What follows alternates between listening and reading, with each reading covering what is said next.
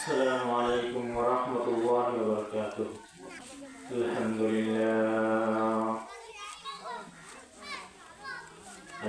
لله نحمده ونستعينه ونستغفره. نعوذ بالله من شرور أنفسنا ومن سيئات أعمالنا.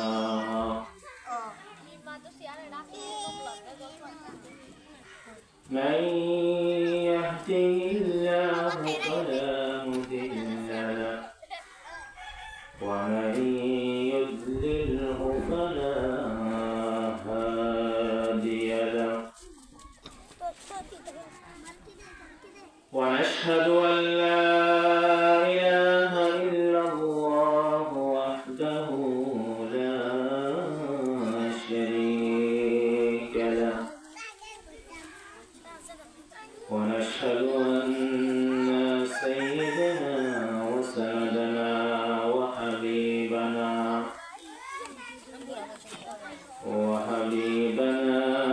وطبيبنا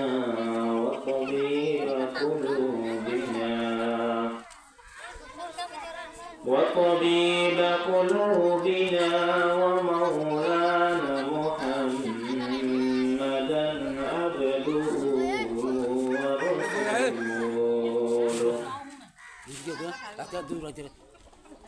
صلى الله تعالى وعلى آله وأصحابه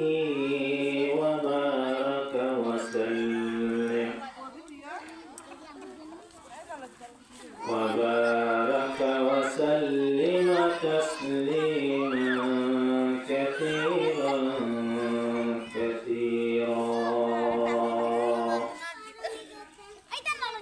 وداعيا إلى الله بإذنه وسراجا منيرا.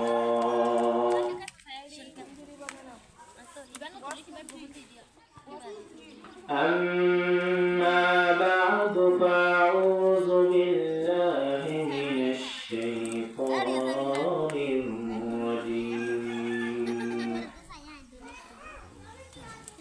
بسم الله الرحمن الرحيم.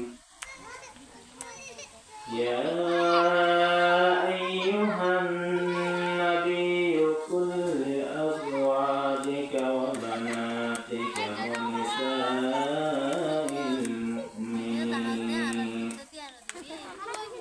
ونساء المؤمنين يدنين عليهن من جلابيبهن ذلك أدنى أن يعرفن فلا يؤذين وكان الله غفورا رحيما. صدق الله العظيم وصدق رسول النبي الأمي الكريم. ونحن على ذلك من الشاهدين والشاكرين والذاكرين والحمد لله رب العالمين.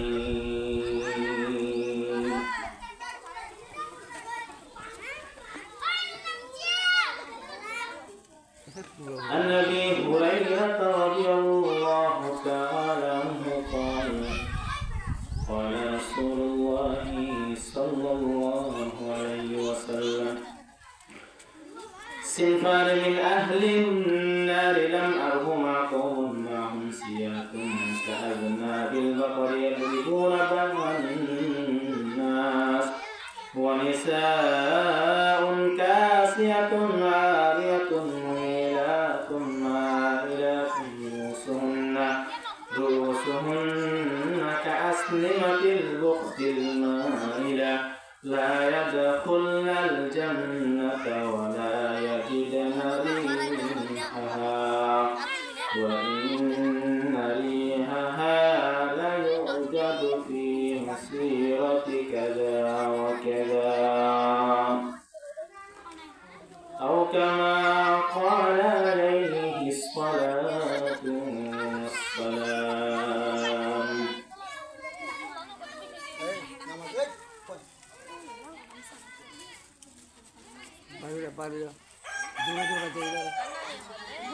الحمد لله ثم الحمد لله আল্লাহ পাক রব্বুল আলামিন আমাদের সবাইকে যতটুকু মাইকের আওয়াজ যাচ্ছে, যাদের কানের মধ্যে মাইকের আওয়াজ যাচ্ছে, আল্লাহ পাক আমাদের সবাইকে আজকের এই মাহফিলটা নিয়ে যেন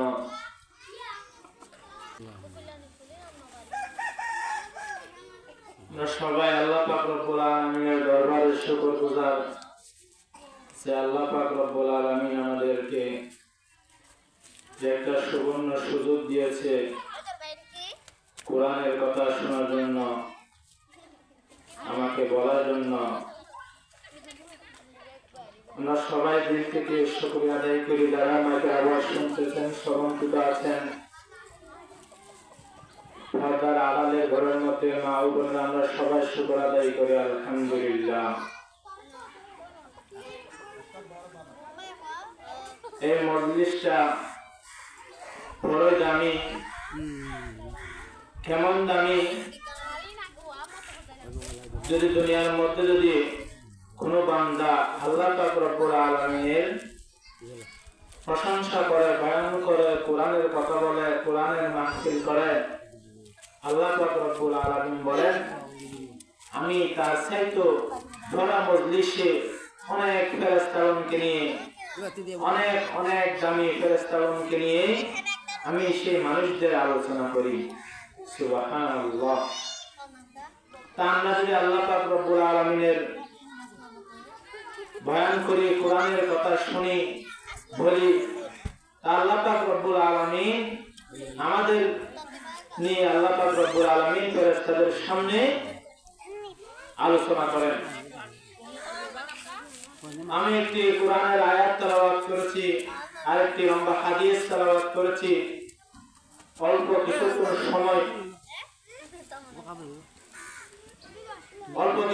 সময় আমি এই কোরআনের আয়াত এবং হাদিস নিয়ে কিছু কথা বলবো। আল্লাহ পাক রব্বুল আলামিন আমাকে যেন সে শক্তি দান করে। আমি রাসূল সাল্লাল্লাহু আলাইহি ওয়াসাল্লাম বলেন, কিয়ামতের আগে এমন দুইটি দল আসবে যাদেরকে আমি দেখিনি, তারা ভবিষ্যতে আসবে।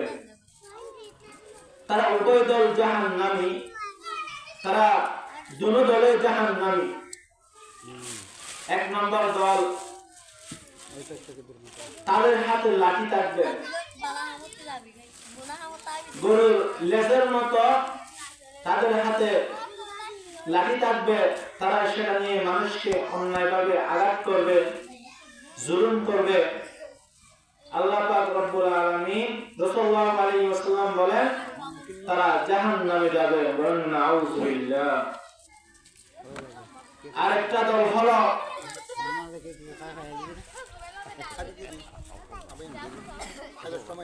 কিয়ামতের আগে এমন কিছু মহিলা, এমন কিছু মেয়ে বের হবে যারা পর্দা করিও, বোরকা পরিও তারা উলঙ্গ। এমন কিছু মেয়ে বের হবে যারা পুরুষদের দিকে আকৃষ্ট হবে এবং তাদেরকেও নিজের দিকে আকৃষ্ট করবে। রাসূল সাল্লাল্লাহু আলাইহি ওয়াসাল্লাম বলেন তারা উভয় দল জাহান্নামী, তারা উভয় দল জাহান্নামে যাবে। সামনে রমজান আসতেছে, ঈদ আসতেছে, সবাই আমরা মার্কেট করব ঈদ উপলক্ষে। তো এখন কোন ভদ্রলোকের মেয়ে বাপের সাথে যখন মার্কেটে যায়, তখন মার্কেটে যাওয়ার পরে মেয়ে আবদার করে যে আমি অমুক কাপড় নেব, এই কাপড়টা নিব। একবারও ওই পুরুষ বলে না, ওই বাবা বলে না যে এটার পোশাক ভালো না, এগুলো চললে মানুষ খারাপ বলবে, মানুষ খারাপ ভাববে, এগুলো কোনো ভালো ভদ্র ফ্যামিলির মেয়েরা এসব কাপড় পরে না, এমন কথা বলে না। বরং বলে দিনে তো একদিন কাপড় পরলে কি বা হবে, পরে সমস্যা নাই। আল্লাহর বান্দা ও মুসলমান, তুমি মনে করতেছো একদিন কাপড় পরলে কি হবে? এই জাহান্নামের আগুন কিন্তু 3000 বছর জ্বলন্ত আগুনের মধ্যে জ্বালানো হয়েছিল। তুমি বলতেছো একদিন গুনাহ করলে কি হবে, ওসব কাপড় পরলে কি হবে? তুমি কি ভাবছো কোনদিন ওই 3000 বছর যে আগুনকে জ্বালানো হয়েছে, সে আগুনের মধ্যে গিয়ে তুমি 1 মিনিট থাকতে পারবা না? কোনদিনও তুমি ভাবছো যে এই আগুনের মধ্যে তুমি 1 মিনিট থাকবা? যে বলতেছ তুমি একটা দিন পড়লে বা কি হবে? এখন তো মুসলমানের সবকিছু নিয়ন্ত্রণ করতেছে ইহুদিরা। তারা যাই বলে আমরা সেটার মধ্যে নাচি, তারা যাই বলে আমরা সেই তালের মধ্যে চলি। এই অবস্থা হয়ে গেছে আমাদের। যদি এখন তাদের জিজ্ঞেস করি যে সোলাইয়া কেন কাটছ, সে বললো আমি জানি না, সেলুনের দোকানে গেছি, যাওয়ার পরে দেখতে ছবি একটা আছে, ওইভাবেই কাটছি। এই অবস্থা।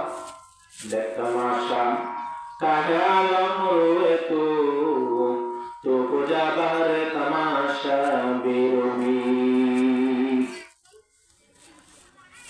এখন মুসলমানের হাতের মধ্যে কোন নিয়ন্ত্রণ নাই। মানুষকে তারা ইহুদি যেভাবে চলে, তাদের দেখে সেভাবে চলাফেরা করতে চায়, সেভাবে তারা অনুসরণ করে। যেভাবে ইহুদিরা চলে, মুসলমানরাও, মুসলমানের ঘরের মেয়েরা, মুসলমানের ঘরের ছেলেরা সেভাবে চলতে চায়। তারা মুসলমানের আদর্শকে বাদ দিয়ে, মুসলমানের দিককে নির্দেশকে বাদ দিয়ে তারা ইহুদি খ্রিস্টানদের তরিকাকে খুবই পছন্দ করে। রাসূল সাল্লাল্লাহু আলাইহি ওয়াসাল্লাম বলেন, কিয়ামতের আগে এমন 2টি দল বের হবে, তারা উভয় দল জাহান্নামী। আমি ওই দলকে দেখি নাই, তারা কিয়ামতের আগে আসবে। 1 নম্বর দল হলো তাদের হাতের মধ্যে লাঠি থাকবে, তারা মানুষকে অন্যায়ভাবে জুলুম করবে, তারা মানুষকে অন্যায়ভাবে আঘাত করবে। রাসূল সাল্লাল্লাহু আলাইহি ওয়াসাল্লাম বলেন, সেই দলটা হলো জাহান্নামী। আরেকটা দল হলো কিয়ামতের আগে এমন কিছু মহিলা বের হবে যারা পোশাক পরে উলঙ্গ।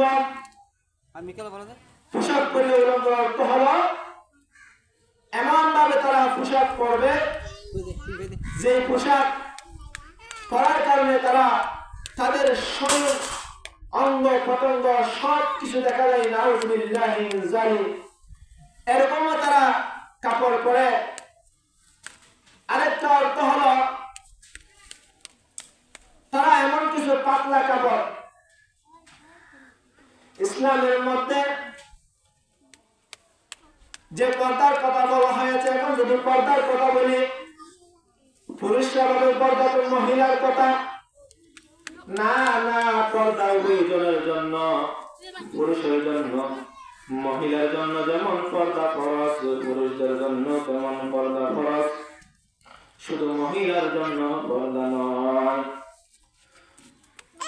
আগেকার সাহাবে তাবিন, তবে তাবিনদের যুগে বর্তমান যে বোরকার প্রচলিত আছে, যেগুলা পর্দা করার জন্য, শরীর আবৃত করার জন্য যে পদ্ধতি, আগে কিন্তু সেই পদ্ধতি ছিল না।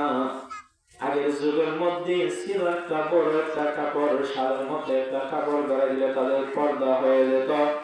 কারণ বর্তমান যে পরিস্থিতি, ইফতিজিংয়ের যে পরিস্থিতি, বর্তমান সমাজের যে পরিস্থিতি, সে কাপড় পরলে হবে না। তাই আলেম ওলামাগণ সে পর্দার বিধানটা বোরকার মাধ্যমে বলেছে। কিন্তু এখন বোরকা দুই ধরনের হয়ে গেছে। এক ধরনের বোরকা হলো শরঈ বোরকা, আর এক ধরনের বোরকা হলো ফ্যাশনের বোরকা। শরঈ বোরকা হলো যেটা মাথার উপর দিলে গোটা শরীর দেখে যায়, এটা হলো শরঈ বোরকা। এটা কোরআনের মধ্যে বলা হয়েছে, যেটা শরীরকে আবৃত করার জন্য, ঢাকার জন্য, নিজের সৌন্দর্যকে গোপন করার জন্য। ইসলামের মধ্যে এটাই নির্দেশনা আছে, সেটা বোরকার মধ্যে বর্তমান প্রচলিত, যেটা মাথার উপর ফেলে দিলে গোটা মাথা থেকে গোটা শরীর পা পর্যন্ত দেখে যায়, এটা হলো শরঈ বোরকা। আর দুই নম্বর হলো ফ্যাশনের বোরকা। বর্তমান রাস্তাঘাটে দেখলে দেখা যায় এই বোরকাগুলো বৃদ্ধ বড় যুবক বাবা সমস্ত মহিলাদের দেয়, কিন্তু আজকাল এই ফ্যাশনের বোরকাগুলো দেখা যায় শরঈ বোরকা 5% দেখা গেলে 95% দেখা যায় এই ফ্যাশনের বোরকা। এগুলা কোনোদিনও কোন একটা নারীকে আবৃত করতে পারে না। এখন তো মহিলার চাইতে আরো বোরকার সৌন্দর্য আরো বেশি। ইসলামের মধ্যে বোরকা দেওয়া হয়েছে, পর্দা দেওয়া হয়েছে নিজের সৌন্দর্যকে আবৃত করার জন্য, লুকানোর জন্য, নিজেকে লুকানোর জন্য, নিজেকে অপর পুরুষ থেকে বাঁচিয়ে রাখার জন্য এই পর্দার নিয়মটা দেওয়া হয়েছে। আর বর্তমানে এই যে বোরকাগুলো বের হয়েছে, এই বোরকাগুলো এখন নারীর সাথে আরো সৌন্দর্য বেশি। রাস্তায় ঘাটে যখন ঘাটে যার দেখতে মন চায় না, সে একটু করে চুপ করে থাকা, এই অবস্থা হয়ে গেছে এখন সমাজের মধ্যে। দেখতে তার মন চায় না, তারও চোখের দিকে লেগে যায়। কারণ যে বোরকার যে ডিজাইন, যে কালার, যে সমস্যা, যে কতগুলা সুন্দর সুন্দর সুন্দর করে কাটিং করে বোরকাগুলা সেলাই করা হয়, না দিকে তো আর উপায় নাই। এমন একটা সমাজের মধ্যে অবস্থা হয়ে গেছে। রাসূল সাল্লাল্লাহু আলাইহি ওয়াসাল্লাম বলেন, দুই দলের মধ্যে তৃতীয় দল হলো কিয়ামতের মধ্যে এমন কিছু মহিলা বের হবে যারা কাপড় পরার পর নিজের অঙ্গতা দিয়ে, এটা রাসূল সাল্লাল্লাহু আলাইহি ওয়াসাল্লাম বলেন, কাসিয়াতুন আরিয়া। কাসিয়াতুন আরিয়া অর্থ হলো যারা কাপড় পরার পর উলঙ্গ, কাপড় পরার পর তারা উলঙ্গ অবস্থায় থাকে, এমন অবস্থায় কাসিয়াতুন আরিয়া। এমন কাপড় পরে তাদের যে বোরকা বর্তমান প্রচলিত ফ্যাশনের বোরকা, এই সমস্ত বোরকা কোনোদিনও একজন নারীকে ইফতিজিং থেকে বাঁচাইতে পারে না। কোনোদিনও এই বোরকা সেই নারীকে জাহান্নাম থেকে বাঁচাইতে পারে না। এই ফ্যাশনের বোরকা প্রত্যেক নারীকে জাহান্নামের গর্তের দিকে ঠেলে দেয়। শুধু তাই নয়, তারা পুরুষদেরকে নিজেদের দিকে আকৃষ্ট করে এবং নিজেরাও তাদের দিকে আকৃষ্ট হয়ে মনস্থ হয়ে গেছে। তারা শুধু এমন কাপড় পরে নয়, তারা নিজেরাও পুরুষদের দিকে আকৃষ্ট হয় এবং তারা তাদের দিকে পুরুষদেরকে আকৃষ্ট করে। শুধু তাই নয়, রুহুসুহুন্না কাসনিমাতিল বুখতিল মা لا يدخلن الجنة ولا يجدن ريحها وإن ريحها لتوجد من مسيرة كذا وكذا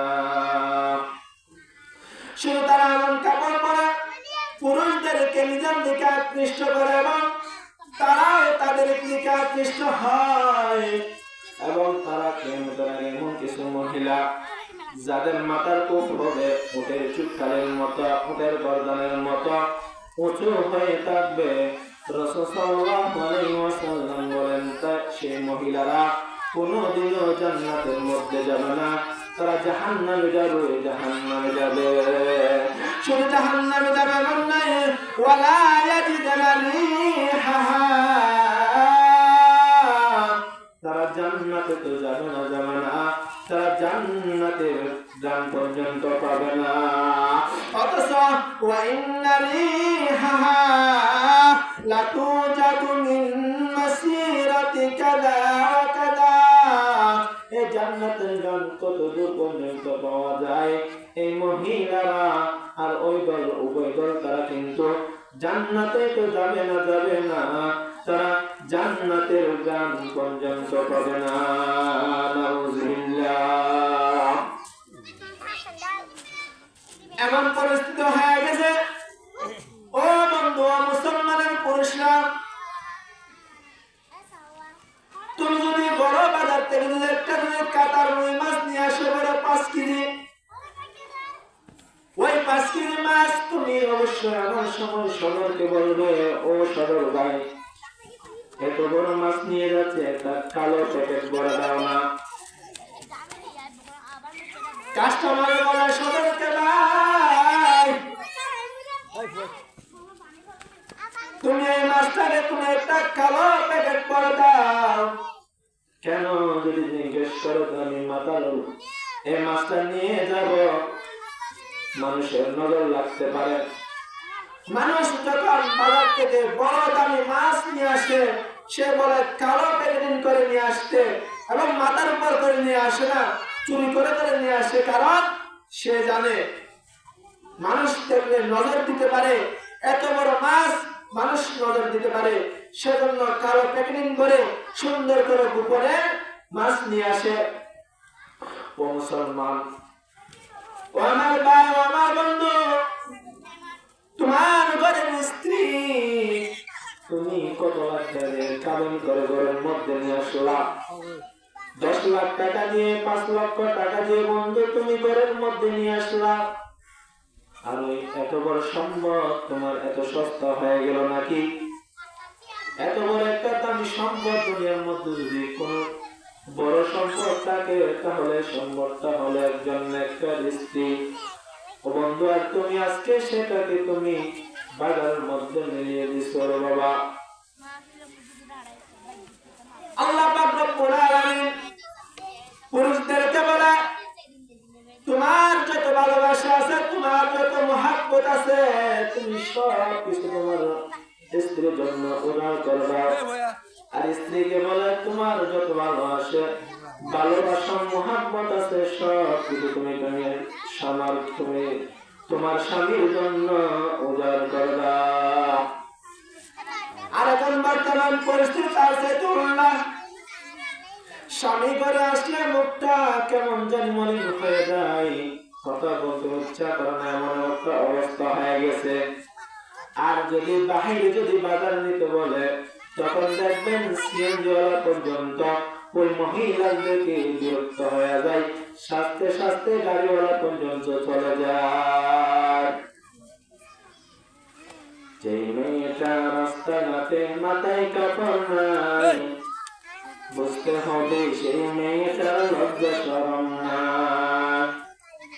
যে মেয়েটার রাস্তাঘাটে মাথায় কাপড় নাই, বুঝতে হবে সেই মেয়েটার লজ্জা শরম নাই। কিছু মেয়ে রাস্তাঘাটে, কিছু মেয়ে বাজার ঘাটে নিজের দেহ দেখায়, লজ্জা না থাকিলে কি আর লজ্জা দেওয়া যায়, লজ্জা না থাকিলে কি আর লজ্জা দেওয়া যায়।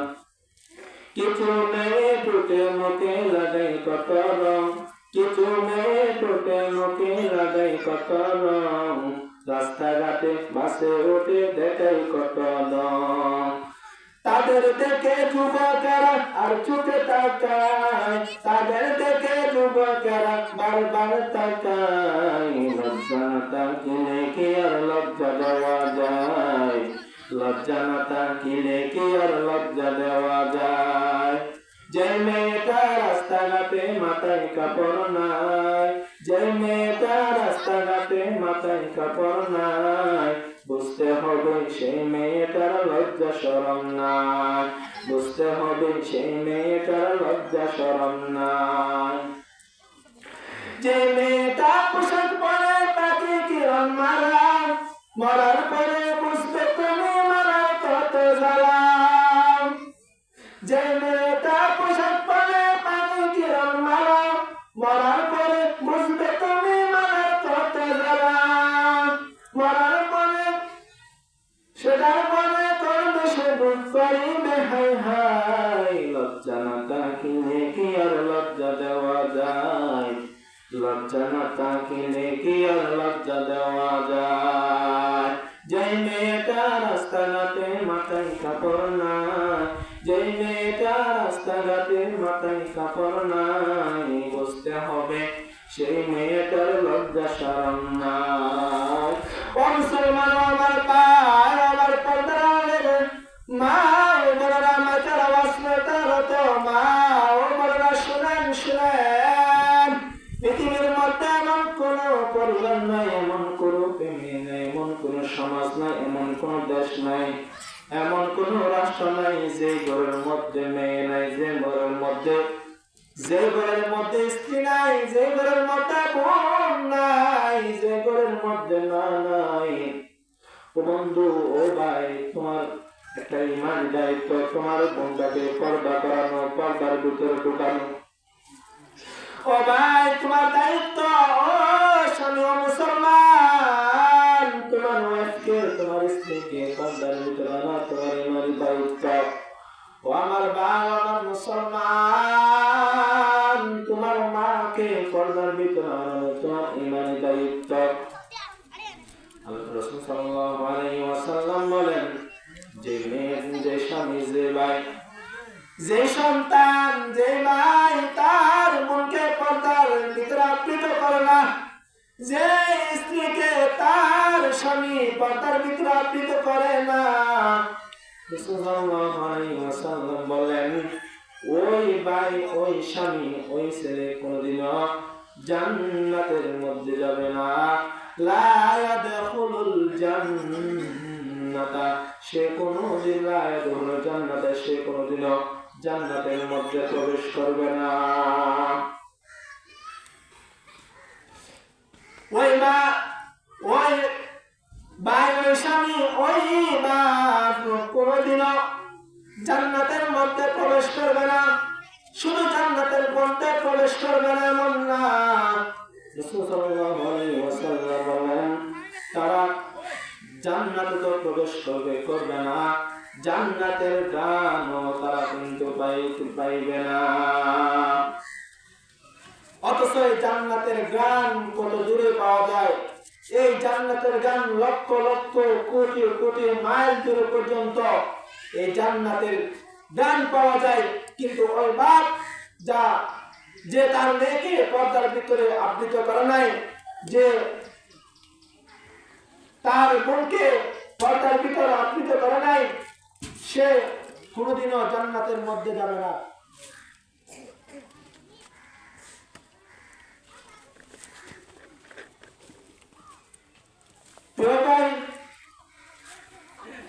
মুসলমান, আমার ভাই, আজকে তুমি যার জন্য, যার দয়া করা, যার মায়া করা তুমি এত কিছু করতেছ, ও বন্ধু, তুমি তোমার মেয়েকে পর্দার ভিতরে ঢুকাইতেছ না তার মায়া করা, তাকে ভালোবাসো সেজন্য। ও বন্ধু, তুমি তার জন্য, তার সুখের জন্য সব কিছু করার জন্য তুমি রাজি আছো বাবা। ও আমার ভাই, ও আমার বন্ধু, তুমি তোমার মেয়ের জন্য সব কিছু করতে পারত, কিন্তু একটা কথা মনে রাখো, তুমি আজকে দুনিয়ার সুখের জন্য তুমি আজকে তার দুনিয়ার সুখের জন্য সব কিছু করছো, হারাম আর হালাল তুমি পার্থক্য করো নাই, বাছাই করো নাই, সব কিছু মেনে নিছো। যাই বলছে তুমি তাই মেনে নিছ, কিন্তু তুমি দেখবা কাল কিয়ামতের দিন যখন কিয়ামত কায়েম হবে, তোমার ওই মেয়েকে, তোমার ওই ওয়াইফকে, তোমার ওই স্ত্রীকে যখন জাহান্নামের আগুনের মধ্যে নিক্ষেপ করা হবে, যখন জাহান্নামের ফয়সালা করা হবে, আর আপনাকে যখন জান্নাতের ফয়সালা করা হবে, তখন ওই মেয়ে কিন্তু দাঁড়িয়ে তোমার বিরুদ্ধে আল্লাহর আদালতে মামলা করবে। আল্লাহু আকবার, কত বড় কথা! তোমার যে মেয়ের জন্য তুমি দুনিয়ার মধ্যে সমস্ত কিছু করলা, তোমার সুখ না চাইলা, তুমি তোমার মেয়ের সুখের জন্য, তোমার সন্তানের সুখের জন্য এত কিছু করলা, কাল কিয়ামতের ময়দানে সেই সন্তান, সেই মেয়ে কিন্তু তোমার বিরুদ্ধে আমার আল্লাহর আদালতের, আমার আল্লাহর দরবারে, আমার আল্লাহর আদালতের মধ্যে মামলা দায়ের করবে। তুমি আজকে তার সুখের জন্য সমস্ত কিছু করতে রাজি আছো, সমস্ত কিছুই করতেছ, কিন্তু একটাও ভাবতেছ না যে তুমি তোমার আখিরাতটা ধ্বংস করতেছ। ও বন্ধু, ও আমার মা, আমার বোন, তোমাদের জন্য জান্নাত পাওয়ার জন্য বড়ই সহজ। পুরুষরা কত কষ্ট করে বাহিরে যায়, কত টাকা ইনকাম করে, কষ্ট করে। দুনিয়াওয়ালা বলে তোমরা হাউস ওয়াইফ, ঘরের রাঁধুনি মানে যা বলে আর কি, আর ইসলাম বলে রব্বাতুল বাইত, তোমরা হলো ঘরের রানী। তোমরা আজকে ইসলামের টা মেনে নিতে চাও না, ইহুদিদের টা মেনে নিতে চাও। নিজের ঘরের কাজ করলে হয়ে যাও বান্দি, আর ওপরের কাজ করলে হয়ে যাও নিজের পায়ে দাঁড়ানো। আজকে পরিস্থিতিতে সবার ঘরের মধ্যে যখন নিজের ঘরের কাজ করে তখন হয়ে যায় বান্দি, আর যখন ওপরের কাজ করে তখন হয় নিজের পায়ে দাঁড়ানো। আমার মা, আমার বোনেরা, আপনাদের জন্য জান্নাতে যাওয়ার জন্য বড়ই সহজ। আমার নবীর জামানার একটা মহিলার ঘটনা রে বাবা। রাসূল সাল্লাল্লাহু আলাইহি ওয়াসাল্লাম বলেন, ফাতেমা রাদিয়াল্লাহু তাআলা আনহাকে ডেকে বলেন, ও মা গো, কিয়ামতের দিন তোমার আগে একজন মহিলা জান্নাতের মধ্যে চলে যাবে। সুবহানাল্লাহ। রাসূল সাল্লাল্লাহু আলাইহি ওয়াসাল্লাম ফাতেমা রাদিয়াল্লাহু তাআলা আনহাকে জান্নাতের সরদার বলে ঘোষণা করলেন, সাইয়্যিদা নিসাইল আহলিল জান্নাহ, সাইয়্যিদা নিসাইল আহলিল জান্নাহ। হযরত ফাতেমা রাদিয়াল্লাহু তাআলা আনহাকে আল্লাহ রাসূল সাল্লাল্লাহু আলাইহি ওয়াসাল্লাম জান্নাতের সরদারনি বলে ঘোষণা দিয়েছেন। ওই ফাতেমা রাদিয়াল্লাহু তাআলা আনহাকে রাসূল সাল্লাল্লাহু আলাইহি ওয়াসাল্লাম বললেন, কিয়ামতের দিন তোমার প্রথমে একজন, তোমার আগে, তোমার পূর্বে একজন জান্নাতের মধ্যে চলে যাবে। ফাতেমা রাদিয়াল্লাহু তাআলা জিজ্ঞেস করলেন, ও আব্বাজান ইয়া রাসূলুল্লাহ, ওই মহিলাকে আমি তাকে দেখতে চাই, সে কোথায় থাকে, আমার একটু তার পরিচয় দেন। বলে মহিলা আমার গ্রামে থাকে। ফাতেমা রওনা দিলেন ওই মহিলার সাথে সাক্ষাৎ করার জন্য। মহিলার দরজায় গিয়ে টোকা দিল আর বলা, আমি ফাতেমা, নবীজির কন্যা, আমি তোমার সাথে সাক্ষাৎ করার জন্য আসতেছি। ওই মহিলাটার স্বামী হলো গাছ কাটে, কাটুরিয়া। ওই কাটুরিয়াদের স্ত্রী বলে ফাতেমাকে ডাক দিয়া বলে, রে ও ফাতেমা, তোমার সাথে সাক্ষাতের বড় আশা, কিন্তু আফসোস আমি আমার স্বামীর থেকে অনুমতি নিই নাই, আমি তোমার সাথে সাক্ষাৎ করতে পারবো না, তুমি আজকে চলে যাও, আগামীকাল এসো, আমি তোমার সাথে আগামীকাল সাক্ষাৎ করব। ফাতেমা রাদিয়াল্লাহু তাআলা আনহা এদিন চলে গেলেন। এরপরে দিন আবার আসতেছিলেন, পথের মধ্যে দরজার মধ্যে হাসান হোসেন রাদিয়াল্লাহু তাআলা আনহুমা কান্না করার বলে, আম্মা জান তুমি গতকাল গিয়েছিলে আমাদেরকে নিয়ে যাও নাই, আজকে তুমি আমাদেরকে নিয়ে যাও। ছোট হিসাবে হাসান রাদিয়াল্লাহু তাআলা আনহুকে নিয়ে গেলেন। হাসান রাদিয়াল্লাহু তাআলা আনহু পুরুকে সাথে নিয়ে গিয়ে ওই মহিলার দরবারে, ওই মহিলার দরজার মধ্যে ঢুকা দিলেন। আমি ফাতেমা আসলাম, দরজা খোলো। তখন হাসান হোসেন রাদিয়াল্লাহু তাআলা আনহু ডাক দেন, মা তুমি কি গতকালকে বাড়ির সামনে এসেছিলে? ঘরের ভিতরে মহিলা আওয়াজ শুনে বলে, ও ফাতেমা তোমার সঙ্গে এই ছেলেটাকে? তখন ফাতেমা রাদিয়াল্লাহু তাআলা আনহু বলে, এটা হলো আমার সন্তান হাসান। তখন ওই মহিলাটি বলে, ও ফাতেমা আমি তো তোমার সঙ্গে সাক্ষাৎ করার জন্য স্বামী থেকে অনুমতি নিয়েছি, আমি তো তোমার সন্তানের সঙ্গে সাক্ষাৎ করার জন্য আমার স্বামীর থেকে অনুমতি নিই নাই, আমি আমার স্বামীর অনুমতি ছাড়া তোমার ছেলের সাথে সাক্ষাৎ করতে পারবো না। আজকে আপনি চলে যান, আগামীকাল আসেন, আমি হাসান রাদিয়াল্লাহু তাআলা আনহুর অনুমতি নিয়ে রাখবো, আপনি আজকে চলে যান। ফাতেমা আজকেও বিদায় নিয়ে গেলেন, আগামীকাল আবার আসতেছিলেন। হুসাইন রাদিয়াল্লাহু তাআলা আনহু পরের দিন বললেন, মা গতকাল তো তুমি ভাইয়াকে নিয়ে গেলা, আজকে আমাকে নিয়ে যাও। এখন ফাতেমা রাদিয়াল্লাহু তাআলা আনহু মনে করছে ছোট ছেলে কিছু হবে না, সাক্ষাৎ করবে। হাসান হোসেন দুই ভাইকে নিয়ে ফাতেমা রাদিয়াল্লাহু তাআলা আনহু ওই খাতুনের স্ত্রী বাড়ির সামনে গিয়ে দরজার মধ্যে ঢুকা দেয়। দরজা তো আমি ফাতেমা আসলাম। তখন হোসেন রাদিয়াল্লাহু তাআলা আনহু বলে, আম্মা জান আপনি কি গতকাল আমার ভাইয়াকে নিয়ে ঘরের মধ্যে আসলেন? ওই আওয়াজটা শুনে খাতুনের স্ত্রী বলে, ফাতেমা তুমি তোমার সাথে যে কথা বলছে ছেলেটাকে? তখন ফাতেমা রাদিয়াল্লাহু তাআলা আনহা বলে, এটা হলো আমার ছোট সন্তান হুসাইন। কত বড় পর্দাশীল মহিলা, একটা ছোট সন্তান, তার আবার হাসান হুসাইন, যারা কিয়ামতের ময়দানে সমস্ত যুবক সন্তানের যুবক ছেলেদের হবে সর্দার, সে ছোট সন্তানদের সামনে ওই মহিলা আসতে চায় না।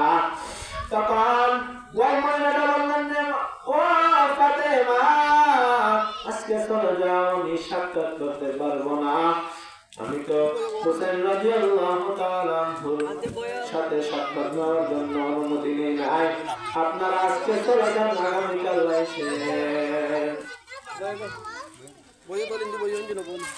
ফাতেমা রাদিয়াল্লাহু তাআলা আনহু আজকেও চলে গেল, আগামীকাল আবার আসলেন। আসার পর দরজা খোলার পর ভিতরে ঢুকে জিজ্ঞেস করলেন, ও আমার বোন গত 3 দিন ধরে তোমার বাড়িতে আসতেছি, প্রথম দিন আসলাম কল্যাণ অনুমতি নাই, দ্বিতীয় দিন সন্তান একটা নিয়ে আসলাম অনুমতি নেই কল্যাণ, তৃতীয় দিন আসলাম দ্বিতীয় সন্তানদের সাথে নিয়ে আসলাম, এরপরও কল্যাণ, ব্যাপার কি? ফাতেমা রাদিয়াল্লাহু তাআলা একদিকে ফিরে দেখতেছে,